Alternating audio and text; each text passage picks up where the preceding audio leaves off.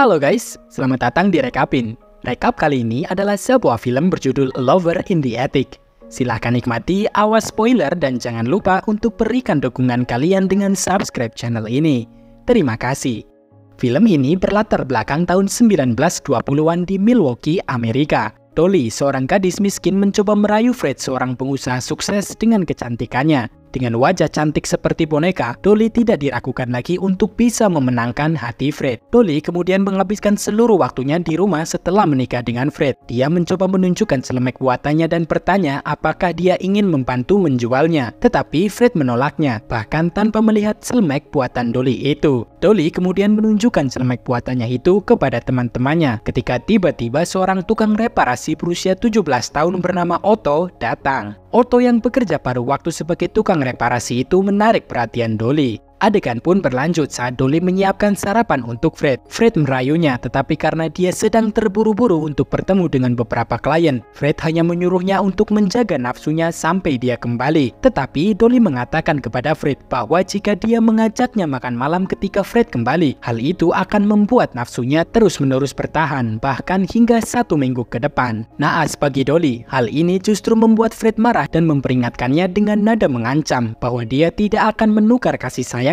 dengan apapun. Dolly benar-benar terkejut, terperangkap dalam pernikahan tanpa cinta. Dia pun berusaha untuk mencari keseruan baru, sampai pada suatu ketika, dengan ramah dia mencoba membujuk Fred untuk memanggil tukang reparasi sebelum dengan sengaja merusak mesin jahitnya. Fred pun bereaksi dengan mengatakan bahwa dia akan menghubungi tukang reparasi sesegera mungkin. Di kemudian hari, Otto pun tiba. Dolly menyambutnya dengan jubah seksi, membuat Otto sedikit terkejut. Dia mulai memeriksa mesin jahit dan menemukan bahwa mesin itu tidaklah rusak. Namun saat dia ingin memberitahu Dolly, tiba-tiba Dolly malah menginstruksikan Otto untuk melepaskan sepatunya dan memijit kakinya. Tak hanya itu, Dolly juga memintanya untuk melepaskan pakaiannya. Setelah mengetahui bahwa Otto masih berjaka, Dolly pun mencoba menggodanya dengan menyatakan bahwa dia akan membuka pakaiannya tapi lain kali. Dan benar saja, si perjaka Otto kembali lagi ke rumah Dolly dan bersiap untuk menghilangkan kegagahannya. Dolly pun menyambutnya dengan menggunakan pakaian dalam. Mereka berdua pun tidak membuang waktu dan Dolly langsung naik ke pangkuan Otto. Dan keduanya pun mulai bertukar keringat dengan penuh gairah. Setelah mereka selesai, Otto bertanya pada Dolly apakah dia pikir dia akan bercerai dari Fred. Dolly pun menjawab bahwa dia tidak dapat bercerai karena dia tidak ingin jatuh miskin sama seperti ibunya. Dolly kemudian memberitahu Otto bahwa dia akan tetap menikah dengan Fred sampai Otto mampu memberinya kehidupan yang Dolly inginkan atau sesuatu terjadi pada Fred. Suatu hari, Otto datang menemui Dolly dan Dolly membawanya ke loteng di mana dia memberinya seluruh ruangan sebagai sarang cinta ideal untuk mereka. Satu-satunya aturan adalah dia harus tetap diam ketika Fred berada di rumah. Otto menerima tawaran itu tanpa ragu-ragu. Lalu keduanya pun kembali bertukar keringat. Ketika malam tiba, Otto mendengar erangan Dolly saat bertukar keringat dengan Fred. Hal ini pun membuatnya bergairah dan semakin menginginkan Dolly. Segera setelah Fred mulai bekerja, mereka berdua tidak membuang waktu dan kembali lagi memulai bertukar keringat dengan penuh gairah. Adegan pun berlanjut. Hari ini adalah ulang tahun ke-21 Otto, sekaligus menandai 4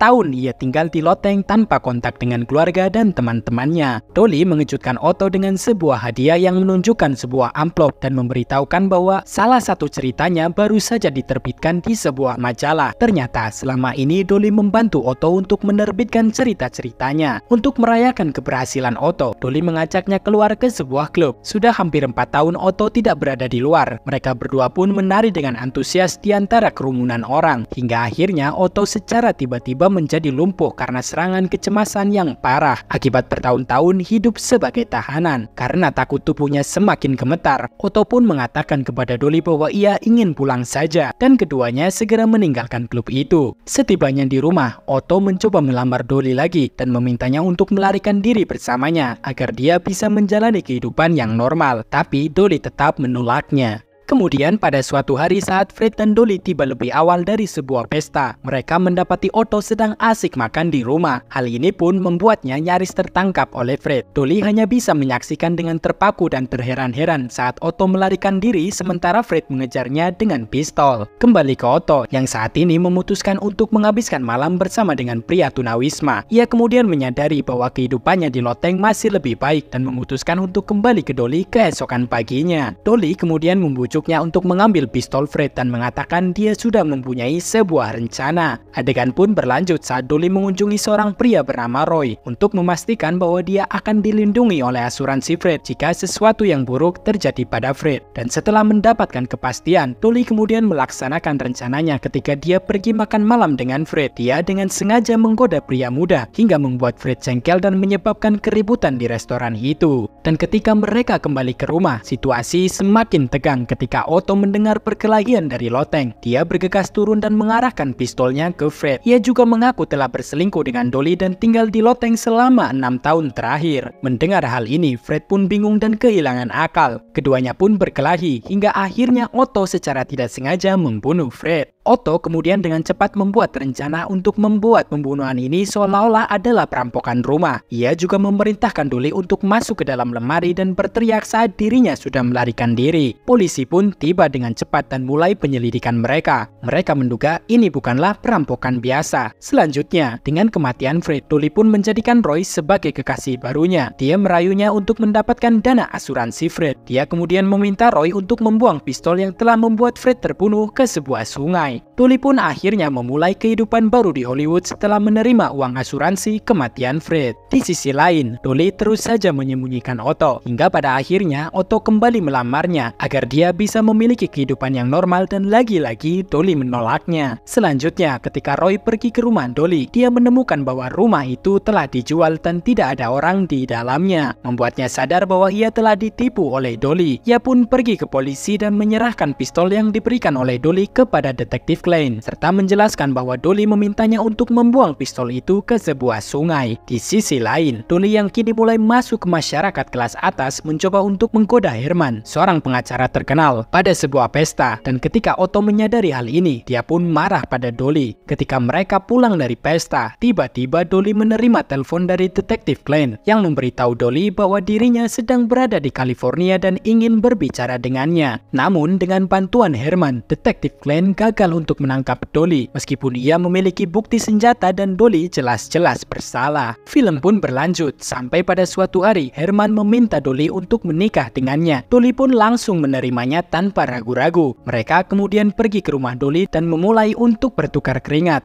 Otto yang menyadari situasi ini, dia pun mendekati Herman dengan pisau di tangannya. Dolly yang panik mencoba memberitahu Herman bahwa Otto adalah seorang tamu biasa. Namun Otto tak terima dan kemudian memukul Dolly serta memberitahu Herman bahwa dia adalah budak Dolly yang sudah disekap di loteng bahkan ketika Fred masih hidup. Herman pun panik dan kemudian segera pergi dari situ. Beberapa saat kemudian, polisi datang dan menangkap mereka berdua. Hingga tiba pada akhirnya di hari persidangan, Dolly berhasil memanipulasi Herman dan membuatnya bersedia untuk membelanya di pengadilan. Dia juga menggunakan daya tariknya untuk membujuk para juri untuk mendukungnya. Sementara itu, Otto mengatakan yang sebenar-benarnya tentang semua yang terjadi padanya. Dia pun dibebaskan karena undang-undang pembatasan waktu untuk kasusnya telah habis. Sementara itu, tuduhan terhadap Dolly dibatalkan dan dia tetap tinggal di Los Angeles sampai kematiannya pada tahun 1961. Dan di sini, film pun berakhir. Terima kasih sudah menonton video ini. Jika kamu menikmatinya, silahkan tinggalkan komentar dan subscribe untuk rekap film yang lebih banyak lagi. Sampai jumpa dan sehat selalu.